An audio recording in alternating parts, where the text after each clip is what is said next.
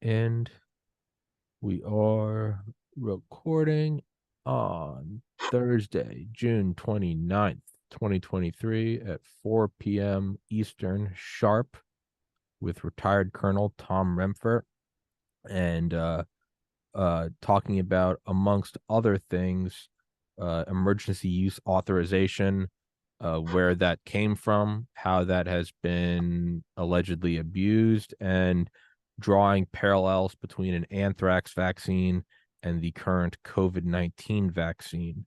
But Buzz, could you please introduce yourself? Sure. My background is military. I did 32 years in the military, retired as a colonel. Very grateful for all the experiences that the military gave me. It was a great run. I was very fortunate to fly a variety of fighter type airplanes and finish my career flying drones for the military. And during that career, unfortunately, I encountered the anthrax vaccine dilemma that a lot of soldiers in the armed forces similarly experienced an ethical decision whether or not to comply with the anthrax vaccine mandate, which ultimately federal courts ruled was indeed illegal. Federal judges ruled that the vaccine mandate it violated Title 10, Section 1107 of the U.S. law. And the federal judge actually said that the military cannot be allowed to treat our soldiers as guinea pigs. This all stemmed from the first Gulf War experience, where experimentation did occur on the troops using investigational or experimental drug products. And therefore, the Congress, the will of the Congress, they put into place laws to make sure that soldiers' rights of prior consent or informed consent were honored. And so that is essentially the backdrop. That's the landscape of what found us in the anthrax vaccine dilemma in the fall of 1997 and 1998, when the Secretary of Defense announced that they were going to use an investigational anthrax vaccine to mandatorily inoculate the entire armed forces. And at the time, they tried to say that the vaccine was not investigational, was not experimental, and that it was licensed by the Food and Drug Administration. And all of that ended up turning out to be false. And we can get into a lot of that background. But needless to say, we did not comply with the anthrax vaccine mandate because we knew that it was illegal. We'd actually been tasked by our local chain of command to participate in a commander's investigative team process and bring any concerns to the attention of the chain of command with respect to the mandate. They called it the Anthrax Vaccine Immunization Program, or the AVIP. And we did that. We highlighted to them that a Senate report from 1997, number 103-97, had actually shown Army officials admitting that the vaccine, as used in the first Gulf War experience, was investigational. Therefore, they should have concluded right there that the mandatory program was not legal. Later on, we testified to Congress. We expressed our concerns primarily about the doctrinal shift. Why are we suddenly inoculating against bio warfare type threats when we had never done this in the past, but we'd always had the capability to do it, at least not on a mandatory basis. And so that was our major objection. We thought it was a dangerous signal and shift to execute this doctrinal departure, where we were going to suddenly start implying that we could protect our troops against biological threats versus the previous decades, where there essentially was a CB taboo, a chemical and biological warfare taboo. We essentially, as a nation, our military, our government, decided that we know we can't respond to these kinds of threats because an enemy could always pick some other biological threat to go around our medical force protections, and so it was a taboo. We didn't do it, and that was the nature of our congressional testimony.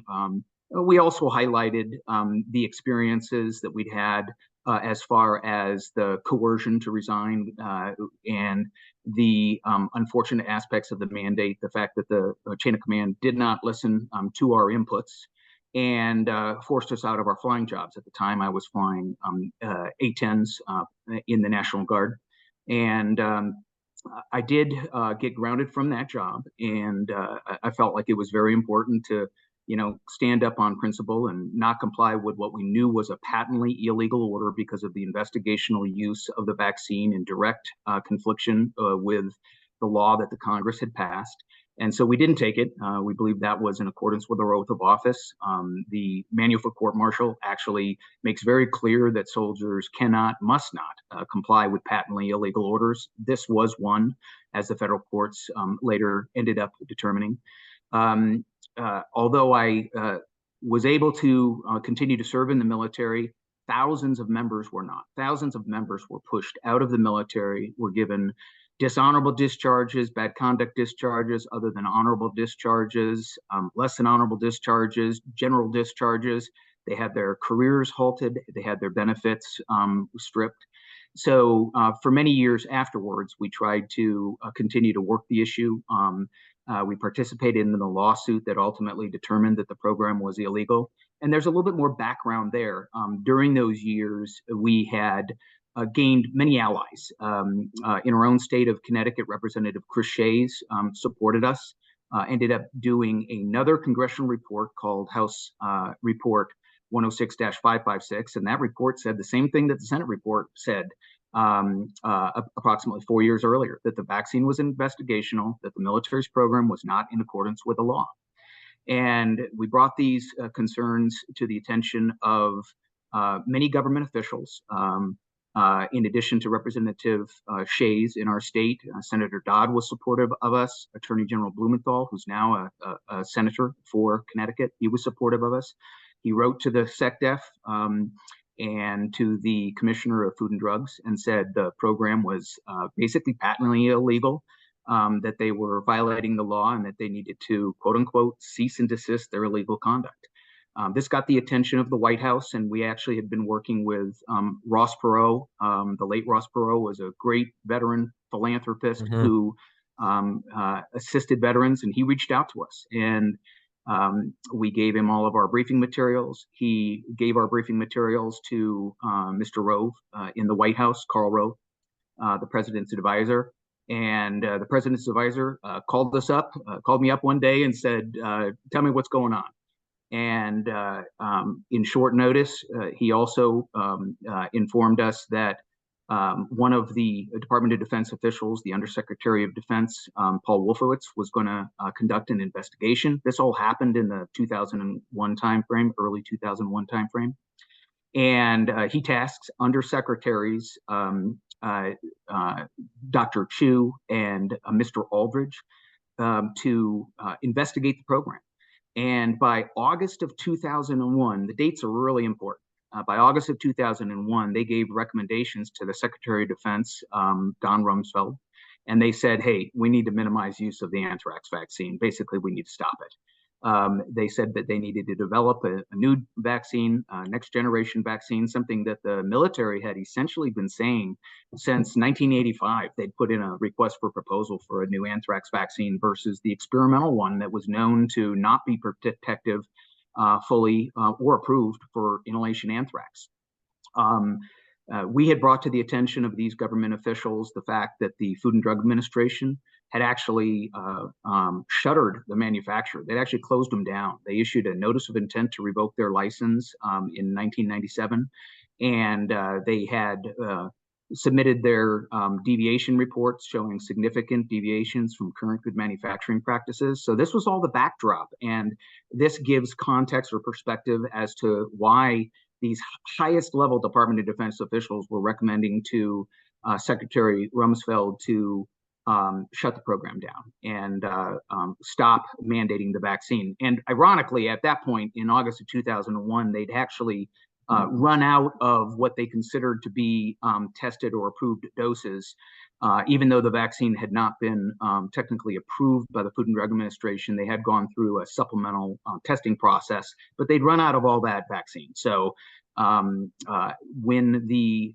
Secretary of Defense received the recommendations to stop the program, shortly thereafter, 9/11 occurred. And after 9/11, within about a week, anthrax letters showed up in the mail. And the anthrax letters came in a couple different rounds. One round of anthrax letters in September 2001 timeframe, and then some more in October. We had also been working with the Department of Justice on a False Claims Act suit, challenging that the manufacturer's sale of the vaccine, since it wasn't approved and that we believed it had been illegally adulterated with unapproved manufacturing changes. Those illegal, unapproved manufacturing changes were actually verified in a Government Accountability Office report that we collaborated on. And the GAO basically said, yeah, these changes were not approved. The changes potentially affect the purity, potency, stability, and sterility of the product. And the Department of Defense hadn't gotten these changes approved. That was the nature of our False Claims Act suit. 1 week after 9/11, the Department of Justice contacted us, and though they'd been working with us on the case for the previous year, and we had every belief at that point that they were going to intervene and actually go after the manufacturer, they contacted us in light of the anthrax letter attacks and said, hey, we're dropping the case. And so they dropped the case. They did not intervene.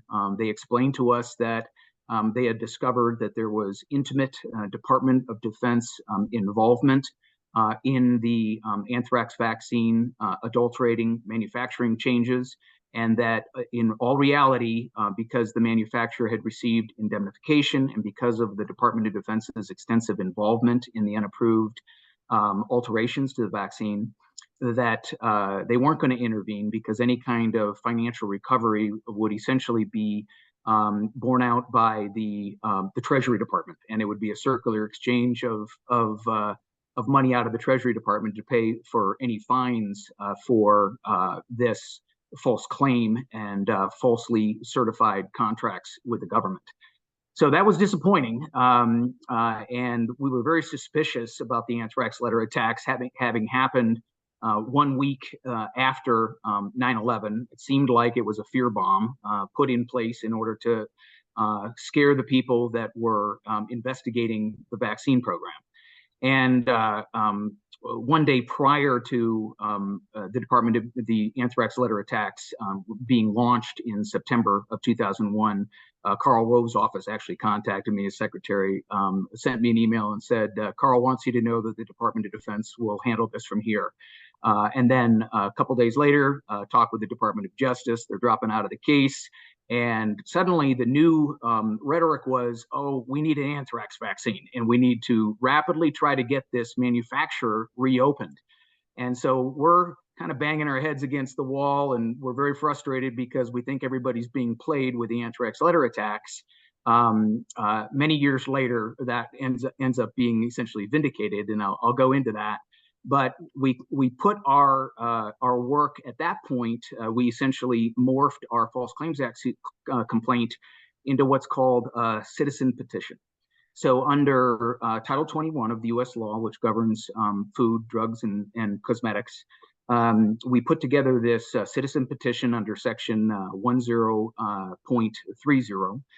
The citizen petition is a mechanism for citizens of this country to give their voice to government agencies and to explain why what the government is doing is not being done properly, and try to get the government to react in a cogent manner and alter what we believed at that point was absolutely an illegal vaccine, at least from a mandate perspective. It was an investigational, unapproved medical product that the Food and Drug Administration had not approved. So we went ahead and we filed this False Claims Act suit in the form of a citizen petition on October 15th of 2001, about 5-6 weeks after 9/11 and a month after the first round of anthrax letter attacks. And I filed it down at the Food and Drug Administration, Rockville, Maryland, at FDA headquarters. And I've never really explained this publicly before, but I was essentially leaving the Food and Drug Administration and departing Washington, D.C., and I called up my contacts on Capitol Hill one of our best allies at that point was Senator Tom Daschle. And we had briefed, with the assistance of Mr. Perot, we had briefed Senator Daschle, Representative Gephardt, the Democratic Party leadership. They had written letters to Secretary Rumsfeld saying, hey, you need to look at this program several months earlier. They had specifically questioned the punishments meted out to the troops, these dishonorable discharges for essentially soldiers upholding their legal rights to refuse, the option to accept or refuse an investigational product. And so I'm on the phone with Senator Daschle's office, and they put me on hold. They come back. They say, hey, the staffer cannot come to the phone right now. We've just received an anthrax package.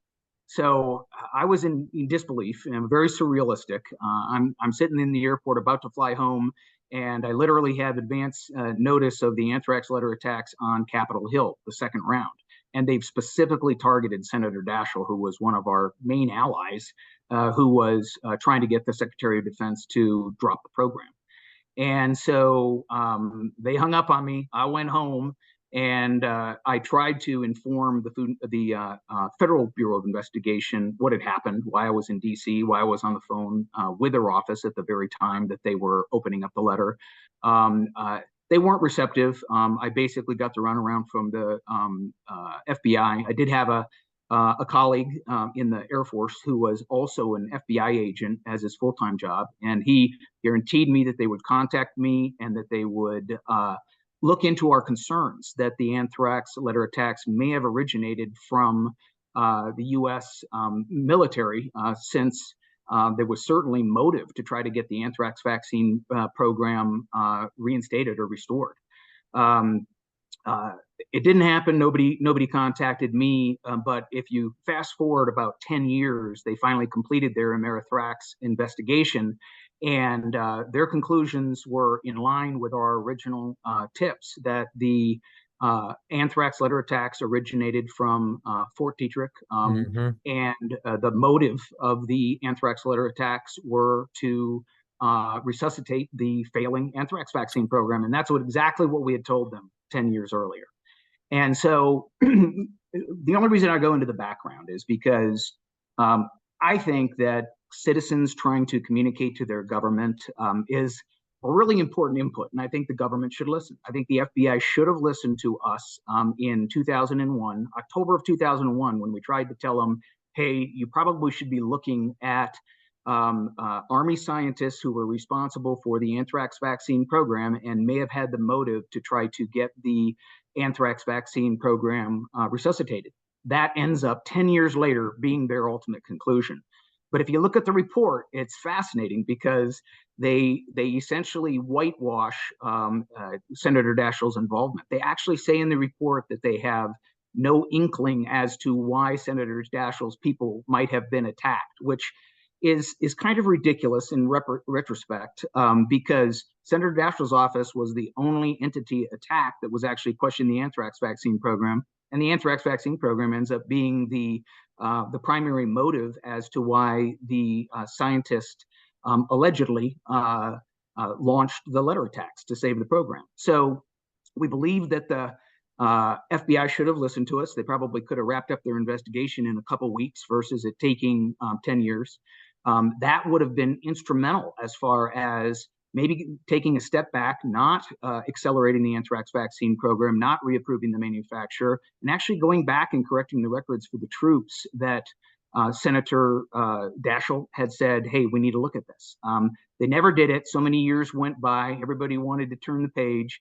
And so they never went back and corrected the records even after the FBI findings came out. And a matter of fact, over those years, they kept buying more anthrax vaccine, billions and billions of dollars. I was fortunate to be able to do a master's degree program at the Naval Postgraduate School, and I actually wrote a thesis about this entire dilemma. And it was just the idea of, do we continue to procure this known inadequate experimental product for the strategic national stockpile when there's been such a disappointing experience with the military, and this ended up getting caught up with the anthrax letter attacks after 9/11, and And as we all know, the concerns about WMD literally became one of the drumbeats for war, specifically with Iraq. So there's a lot of really serious implications to not listening to your people, not listening to people that are giving you tips.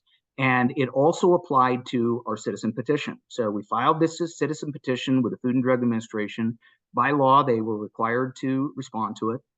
They did respond to it about a year later, and they said, Tom and Russ, Lieutenant Colonel Russ Dingle was a dear friend of mine. He passed away from cancer several years ago. But we had filed this citizen petition together, and they acknowledged to us, you guys are absolutely right. This vaccine's never been finalized by the government, never finalized in the Federal Register. We need to do that. And so that fundamental premise of both our False Claims Act suit and our citizen petition ended up being true, but the government didn't do anything to fix it. They said they were going to fix it, but it took a federal court ruling from the DC District Judge Emmett Sullivan to actually say this program is absolutely illegal. You do not have a finalized license for this vaccine. You need to do that. And so, once again, had they just listened to us and properly promulgated the licensing, none of this would have ever happened. There never would have been a federal court ruling saying that the Department of Defense had broken the law. So the citizen petition process and ultimately the Anthrax investigation, Anthrax letter attack process, they were vindicating because all of those events essentially showed that our concerns were justified. And the government should have listened to their citizens. Had they listened to their citizens, much of this never would have happened. And then from there, I kind of want to fast forward to the pandemic, 2021. The government is contemplating turning emergency use authorized drug products, vaccines, into mandates. And so once again, we put together a citizen petition. RFK Jr. actually reached out via one of our old anthrax vaccine colleagues, Dr. Meryl Nass, and asked if we'd assist in. She's been on here a couple times. Great, yeah. Meryl's wonderful, and she made sure that since we had written the citizen petition, that they utilized our expertise and we helped them draft it up. Dr. Nass and RFK Jr. filed it with the government. And once again, the government totally blew them off. They went ahead and rather than considering their arguments in a citizen petition under 21 USC 10.30, saying, hey, this is problematic, these are illegal, there's safety concerns, efficacy concerns, and legality concerns, the government didn't listen once again. And so this is a common theme and one that if the government would listen, they wouldn't end up in these bad situations. And the mandates didn't go well. For the very reasons cited in the petition, the mandates end up getting declared illegal at a variety of levels. At the Supreme Court level, the large employer mandate gets overturned. At a variety of federal court levels, district and appellate, the federal contractor mandate, the federal employee mandate, they're all ruled illegal. And just a month or so ago, the federal government finally rescinds all mandates that are for the most part, either canceled by the Supreme Court or canceled by federal court injunctions. And they say, hey, we're going to move beyond these federal mandates. And so that's good. The government's moving beyond. I think that's great. That's actually in the title, moving beyond the federal vaccine mandates. And my thought to the government, if the government is interested in finally listening to its citizens, my thought for the government would be, you can't just move beyond. There's been a lot of damage, and we probably need to go back and we probably need to talk about this. We probably need to think about the damage that these illegal policies have created and how they've impacted the American people. And so I'm going to use the expression dialectic, because dialectic is something that I was witnessing Dr. George Fareed at the novel coronavirus Southwestern Intergovernmental Committee hearings here in Arizona. And they were talking about how do we deal with the damage of all of these mandates. And I found Dr. Fareed's comments about the dialectic very instructive, because that's all we've been trying to have. We've been trying to have a conversation for decades about these issues, and in particular about the emergency use authorized products. A little bit of a rewind in history. After the federal courts declared the anthrax vaccine program illegal, the government, under the PrEP Act, came up with the emergency use authorization law in 2005. So as a means of allowing the Department of Defense to continue to use anthrax vaccine, even though it was investigational and an unapproved medical product, as a means to allow them to do it, they created this emergency use authorization law, the EUA. The EUA very first application was anthrax vaccines. Anthrax vaccines, the very first EUA ever. And it was done to provide anthrax vaccine to troops, even though the federal court had enjoined the program and had done both a preliminary and a permanent injunction against the program. And the Department of Defense and the government agreed. You can use the anthrax vaccine under EUA, but it has to absolutely be voluntary. They published it in the Federal Register in 2005. They said it's got to be voluntary, no penalty, no punishment, no loss of benefits, no loss of entitlements. People cannot lose their job if they don't want to participate in what effectively was a clinical trial with an investigational unapproved medical product. The government agreed. They were able to continue to use the anthrax vaccine for our troops, but it was strictly voluntary. So that's the precedent. That's the precedent application of EUA drug product, and that is still consistent with the law today. Both service member law, which is a subset of 1107 called 1107A, 10 USC 1107A, and civilian law, 21 USC 360 BBB-3. They both require that citizens and soldiers are essentially given their prior consent or informed consent for EUA medical products. And there's been a gargantuan fraud and misinterpretation by the government where they've tried to say that the word in the law, consequences, can somehow mean that we can impose secondary consequences of job loss or prohibiting people from attending school because of that word consequences in the law. But if you look at the context of the word consequences, it comes from 21 CFR 50.25, and it relates to human protection, it relates to informed consent, and it specifically says that there can be consequences for people opting to refuse investigational unapproved medical products, but they're strictly medical in nature. So the government completely misinterpreted the law. And unfortunately, people were not doing the deep dive into the law. Nobody was challenging it. And EUA products, which are all that were ever provided to the American people throughout the entirety of the pandemic, were mandated. Unfortunately, there aren't court rulings right now that affirm that strict interpretation of the law is upheld. I think it'll happen in time. Right now, the government is working overtime trying to get all of those cases dismissed based on the fact that they're trying to moot them since the mandates are over. But that core wording of the law is very important because it was misinterpreted and EUA products were used illegally, not only on the troops, but on all civilians. So anyway, that background hopefully is important. I really appreciate Dr. Fareed bringing up the concept of the dialectic because it's so crucial and it's what's missing. But podcasts like this with you, Tommy, show that we can still have the conversation. And it's interesting. I watched your podcast with Dr. Fareed, and you guys talked about the glacial pace at which the situation is moving, and sometimes it takes many, many years. Okay, so I want to just say that with anthrax vaccine, that's absolutely true. It's taken decades to try to get things fixed. It took 15 years to get one of my dear friends' records corrected. And he's a dear friend because I worked with him for a decade and a half with his corrections board case. And finally, the Department of Defense said, yep, you shouldn't have a bad conduct discharge. We're going to upgrade your discharge to fully honorable.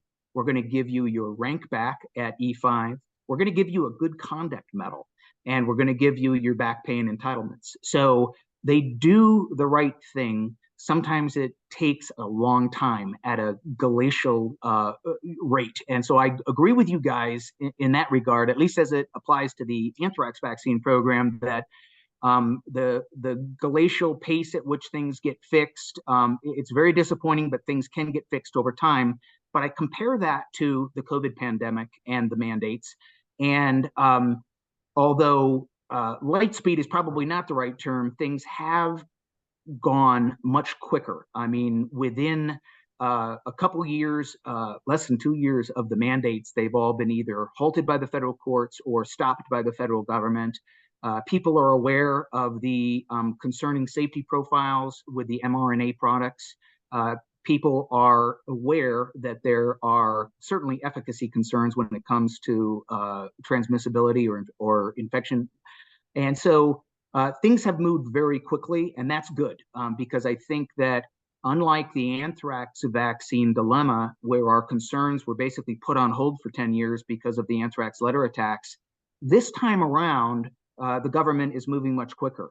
The State Department, certain entities within the WHO, the Department of Energy, the FBI, the former Director of National Intelligence, they've all said, hey, this virus from the COVID pandemic, SARS-CoV-2, most likely originated from the lab that the US government had been collaborating with on gain-of-function research. And so you have many governmental agencies, and you have the Senate Select Committee and the House committees on coronavirus origins, all saying the same thing, that this probably came from a lab, and it's probably linked back to this dangerous research, which at some points had been essentially outlawed, but unfortunately was grandfathered and allowed to continue. And so the point I want to make is that things are moving quickly. Government agencies are getting a grip on it fairly quickly. We have an opportunity to correct the damage near real time this time versus waiting, several decades. And I also think it goes to a really important theme of where did these things come from to begin with?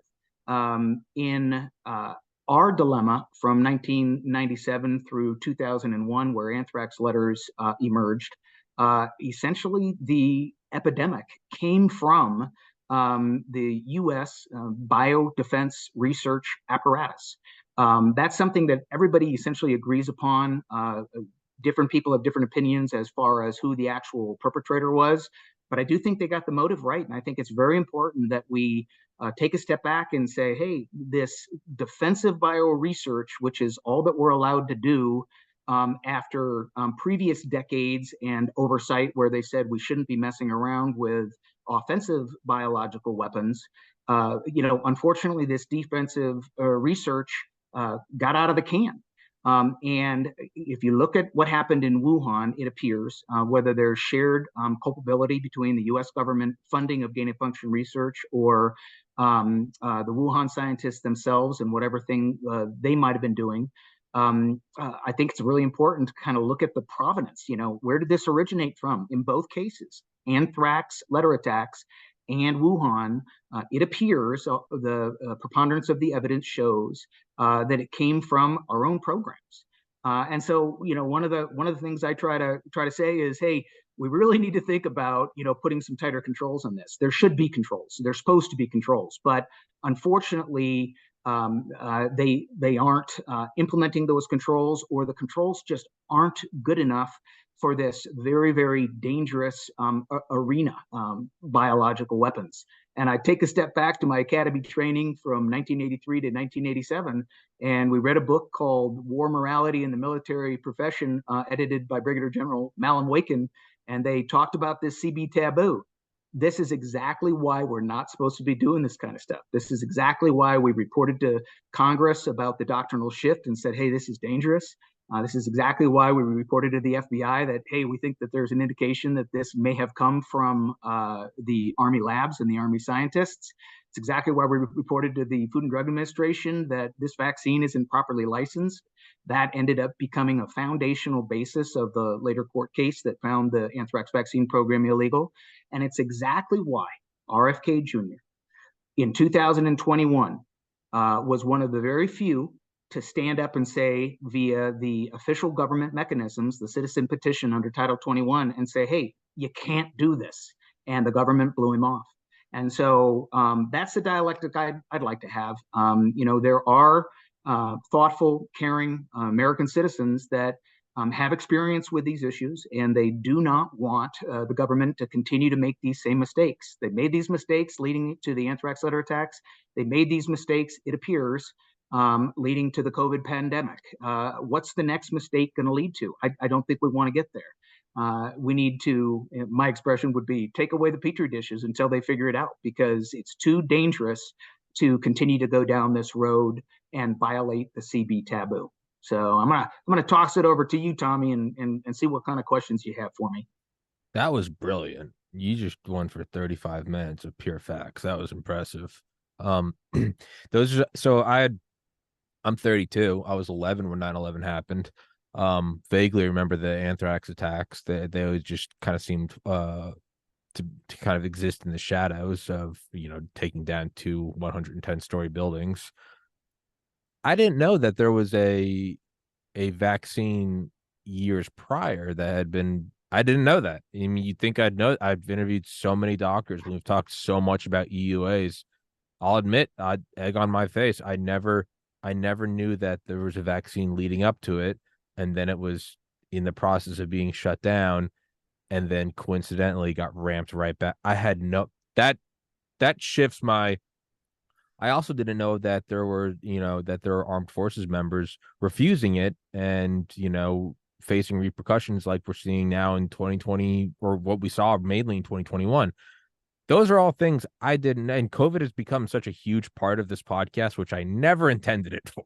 But, I started the podcast on December 12th, 2019, the day we now know officially COVID came to the United States. So maybe it was written in the heavens that that's what this podcast was supposed to be. But so there is precedent, because, I'd see a lot of people arguing that it's say, when you sign up for the military, you're kind of giving over your body and you just have to take these shots. And I didn't know that this had happened before with an anthrax vaccine. And the same, it's eerie, the echoes of it, the procurement, the money incentives, the whole, well, where did it come from? Did it come from Wuhan, or did it come from here? This is really just kind of playing out again. I didn't know that at all. And that very important distinction of what you said about voluntary use. It's very similar to right to experiment. I don't know what the official terminology is, but essentially if you have a terminal illness and you want to try an experimental medicine, it's just to put it very bluntly, you're going to die. Do you want to try this one thing? Do you want to swing for the fences, right? And then there's also some things like, I know back in 2011, they were trying it or they were kind of allowing it in some states, the use of psilocybin or LSD, and it was supposed to be, more of a, help the person come to peace with going over the Great Divide, whatever. But again, it was all voluntary. And the same thing, hey, anthrax vaccine, we don't know if it's going to work. If you want to take it, you can. Let's say there's a new hypersonic aircraft available to us citizens. You can get on it. You don't have to buy a ticket on it, though, because we don't know. It might disintegrate in the atmosphere. I had no idea that they had conceded that it was an EUA, experimental investigational therapy, but that you didn't have to take it and there would be no negative repercussions, dishonorable discharge, losing your job, whatever. This has really shifted, and it's kind of embarrassing that I've had such a blind spot, but this really has happened in my own lifetime. That's right. That's right. So 20 years ago, we had the trial run. The military was a very small subset of the population, so it got a lot of press, but a lot of people forgot about it, especially when the fear bomb of the anthrax letter attacks happened and stopped all of the oversight. I mean, the Congress was on it. The administration, Karl Rove, Rumsfeld, they were on it. They were going to stop the program, and the anthrax letter attacks got it all resuscitated. Later, the federal courts were on it, and they stopped it because it was illegal, and they basically acknowledged that soldiers have these rights. And so that question about do soldiers have rights? They absolutely do. Their commanders and their leadership are the stewards of their rights. They are chartered with the responsibility of protecting those rights. Soldiers do give up personal freedoms when they go into the armed forces, but as far as their rights, these rights are under Title 10 of the U.S. law. Those laws are written for members of the armed forces, and they're only written for members of the armed forces because of past abuses, Hmm. primarily from the first Gulf War timeframe, but also prior to that. We have many past abuses of military members where, in the name of the mission, they thought it was important that people, observe nuclear tests, or Yep. they thought it was important, or they didn't understand the risks of Agent Orange, and it's taken decades to fix those things. This time, with anthrax vaccine, we believed that they should fix it real time.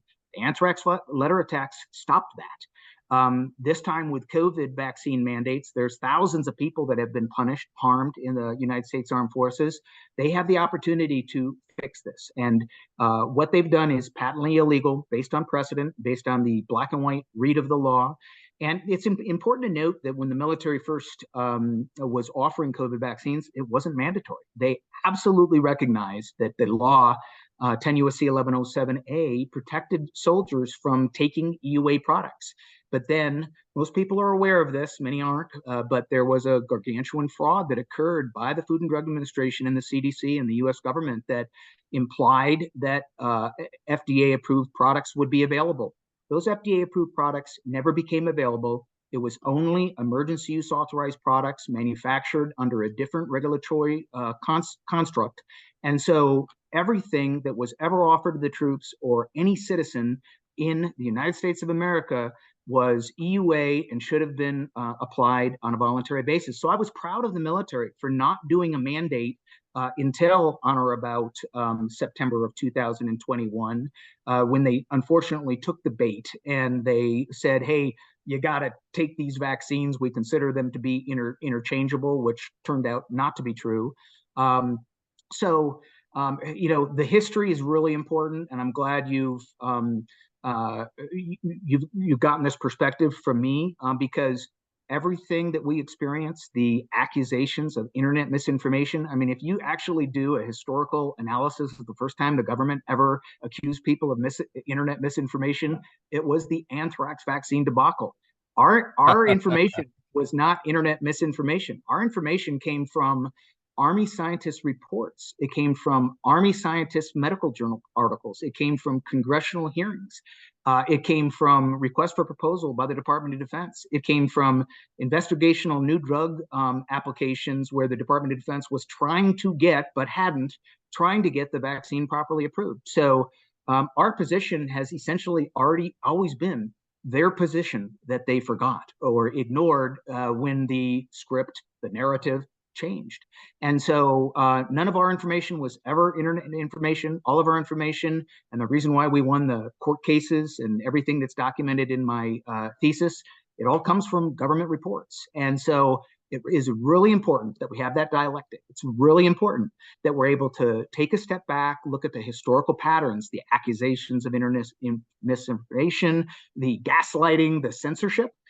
So it's all happened before with COVID vaccines and the COVID pandemic. They basically took out the playbook that they'd used against us from 1998 through 2001 timeframe, and they dusted it off and they implemented it again.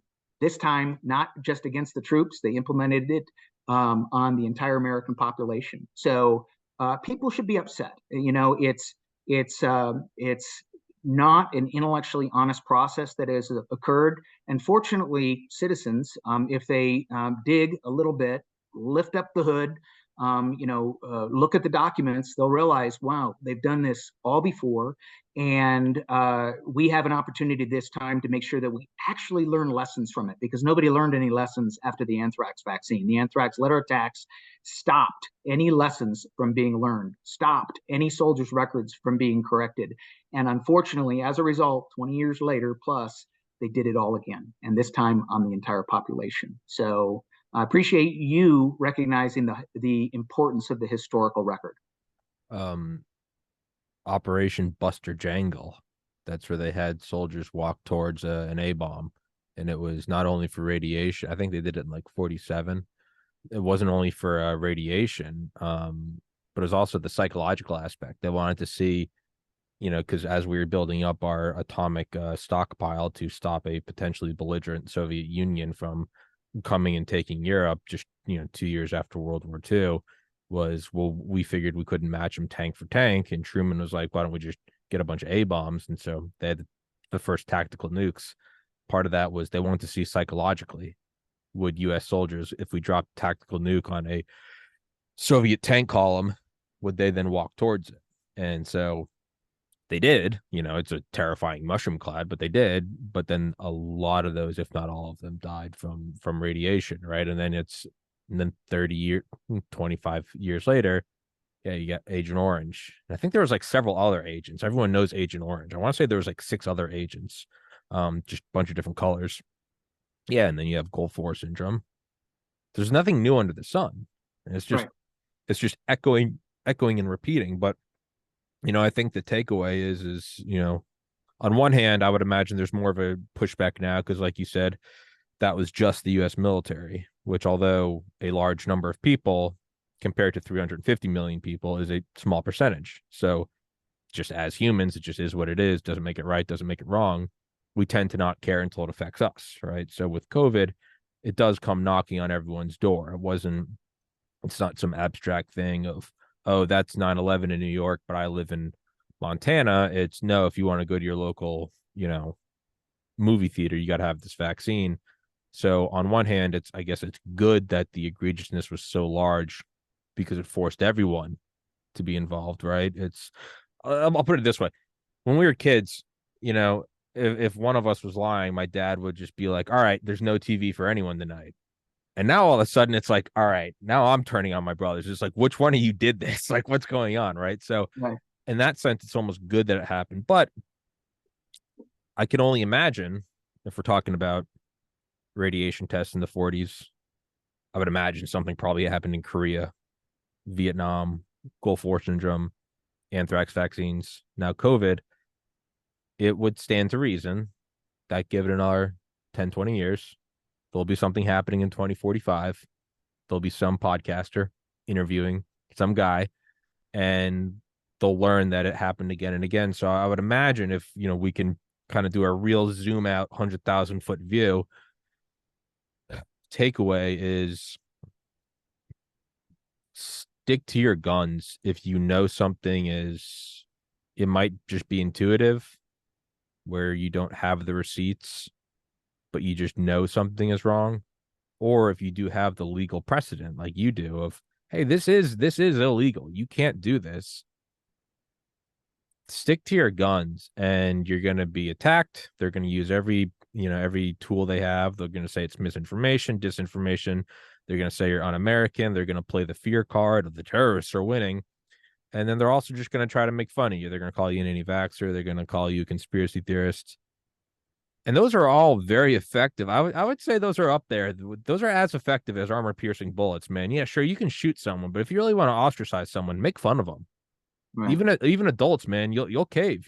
Nobody wants to be the made. Nobody wants to go hang out with their friends, and everyone's like, "Hey, look at the anti-vaxxer." Like, Yeah. that's an effective weapon. Yeah, Stick to I your agree with you. guns. Yeah. The ad hominem attack, though intellectually very hollow, is very effective, and people need to see beyond it. Yes. And that's one of the things that resonates with me about the approach of RFK Jr. is uh, he hits them with the facts, and all they have in response is ad hominem attacks, and they don't answer the mail, but it's very important that we have elected leaders like RFK Jr. that are willing to call out the governmental and the regulatory capture of agencies that unfortunately are complying with the will of the military industrial complex or the biopharmaceutical complex, and they're not doing their jobs on behalf of the American people. And so it's really important that in the future we have elected officials that are willing to make that happen. Put their foot down, not be willing to turn the page, and make sure that we ensure that these kinds of things don't happen again. We have ample precedent legally. These different situations that have happened have shown us that it just keeps happening over and over again. We have to do something about it. Yeah, the attacks on the person. I mean, there's right, there's all sorts of, psychological warfare during war. Just the sound of guns, the sound of artillery. It's, it rattles you to your core. And that's just based on our own evolution, right? Our own fight or flight instincts that have evolved over billions of years. So is, tribalism. Tribalism keeps you alive. When it's you and a couple other cavemen being together and being part of the tribe and looking out for one another and taking care of each other when you're hurt and providing food when the other guy's hunt doesn't go well, not being kicked out of society, out of your cave, out of your village, that is as deep as the need for sex, the need for food, the need for water, fight or flight, wanting to sleep, wanting to store fat. That is as ingrained to us as fight or flight, as, night and day, sleepy awake, is not wanting to be kicked out of the group. We do not want to be removed from. There's a funny joke about kicking people out of groups. He goes, how do you punish prisoners? How do you punish people locked away with other killers? You put them in solitary confinement. You remove them from other killers, and that's punishment. So, it makes absolute sense that that's how they would attack you. Is they use everything, and eventually they'll make fun of you, and it's a very effective attack. But um, I think this has been very valuable for me in that, I've done hundreds of COVID episodes, and a lot of the information does overlap. I'll be honest. This was almost this is a rare podcast in which honestly I had no idea about. I vaguely knew about anthrax.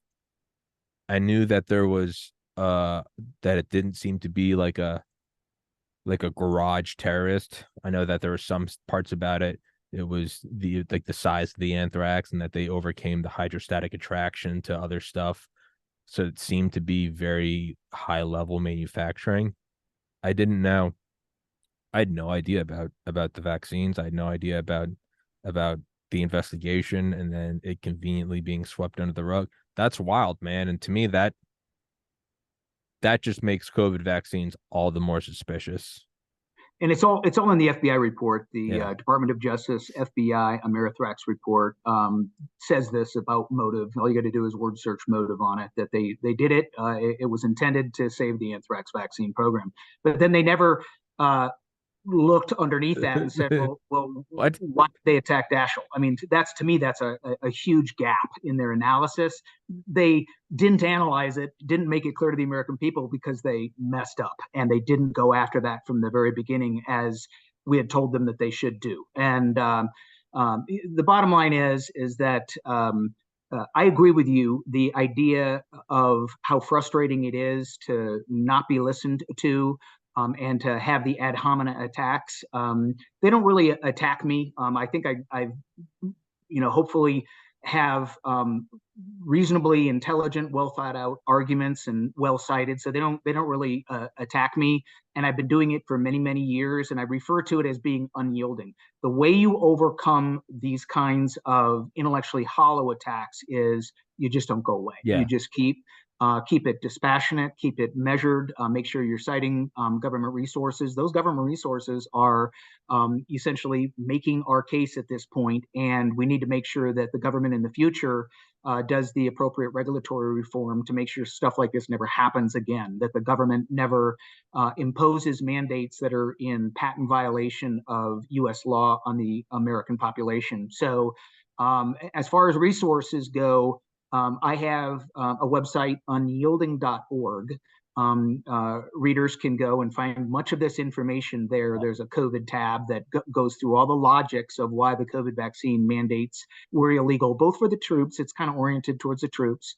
And also how to correct their records. The other website that unyielding.org is linked to is hopingforjustice.org, using the number 4. So actually the Hoping. numeral hopingforjustice.org.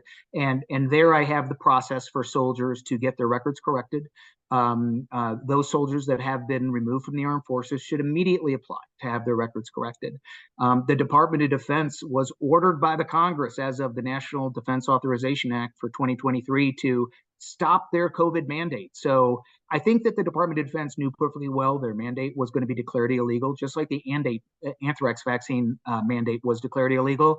And so essentially, Congress did them a great favor by getting the mandate in the armed forces stopped to hopefully keep that kind of an illegality ruling from happening. Um, Congress stopped shy of the actual target. They should have made sure that the soldiers' records were fully corrected. They did put explanatory language into the Senate House joint resolution to encourage the Department of Defense to correct things. And coming from the Air Force, I've got to say, I think the Air Force, my impression is probably been one of the best services so far in trying to go back and fix records for folks, for the people that are still in. Um, uh, don't hold it against them. For the people that are out, bring them back in. That's not happened with all the services. There's recently been an Army officer, Lieutenant Mark Bashaw, that has been discharged related to mandate issues. I think that enough of the programs were problematic and questionably legal that I think it would be inspirational to have the Department of Defense take a step back and say, you know what, we're not going to do these adverse actions against people that were questioning these mandates, basically living up to their oaths of office. And if they have already done adverse actions like they just did with First Lieutenant Bashaw, we're going to reverse that because ultimately, like my colleagues that I've helped get their records corrected in the military over anthrax vaccine, ultimately these things do get corrected. The Department of Defense under the previous administration was directed by the White House and did SecDef level memos in order to correct errors, injustices, and inequities. That memo by the Undersecretary of Defense, Wilkie, actually, when you look at inequities, there's an incredible inequity in the way in which soldiers have been treated. Some are continuing their careers. Their chain of command was prudent enough to not kick them out. Others got kicked out. There's incredible inequities. So based on that SecDef level guidance alone, there is a basis to apply for correction of military records because some people got general discharges. They've lost their educational benefits that they earned and worked for. Other service members are still serving and are getting promoted. And that is not coincident with a uniform code of military justice. Our military justice should be uniform. We should make sure that there aren't inequities. And so COVID vaccine mandate injustices are the very definition of inequities. And I'm very hopeful that the future leadership of the Department of Defense and the government, the Congress, will make sure that we correct these things for our troops based on the easily documentable inequities that have occurred to our soldiers. None of this was their fault. They're not the ones who came up with these mandates. They just read the law, and the law said, you cannot mandate that we take these emergency use authorized products. And they simply asked for their legal rights to be upheld. That was their commander's responsibility. Some commanders took care of troops and shielded them from the illegal conduct, just as over the course of my career happened favorably for me on many different junctures. It's absolutely wrong that 20 plus years ago, other soldiers received dishonorable discharges, felony convictions, jail sentences, fines, all variety of non-judicial punishment. That should all be corrected. And similarly for our COVID vaccine mandate punished class of soldiers, they need to just across the board fix it for everybody because it was the government and the military that was wrong. They misread the law. They need to have the courage, show the leadership, have the humility to take a step back and fix it real time. Perfectly said. We do need to wrap this up. I got another show I got to do, but Colonel, it was such an honor to have you on here. And for guys listening, unyielding.org and Hoping for Justice, both those links are in the description. Colonel Rempfer, I would love to have you on again. I'll send you this episode when it's up. And yeah, dude, I look forward to talking to you again. Thanks, Tommy. I appreciate you being a part of the dialectic. Yes, sir. Thank you for coming on, man. Guys, please go check out those websites. And Colonel, I will text this to you. Thank you so